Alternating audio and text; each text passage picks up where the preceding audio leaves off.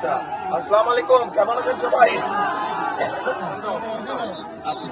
আপনারা যেহেতু থামতে বলেছেন থেমেছে, কিন্তু এটা তো মহাসড়ক, এখানে দাঁড়িয়ে তো বক্তব্য দিলে পিছনে অনেক জ্যাম হয়ে যাবে।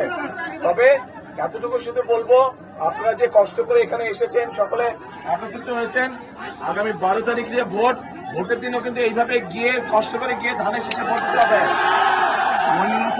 আমার বাবা আমাদের এখানে প্রার্থী হচ্ছে মইনুল হাসান সাদিক, ডাক্তার সাদিক চিনেন তো? ইনশাল্লাহ ডাক্তার সাদিককে ধানের শীষে ইনশাল্লাহ সকলে জয়যুক্ত করবেন ইনশাল্লাহ। ঠিক আছে, আজকে আর কথা বলবো না, ইনশাল্লাহ ভবিষ্যতে আবার আসবো আমি, তখন সময় নিয়ে আপনাদের সাথে কথা বলবো। আসসালামু আলাইকুম।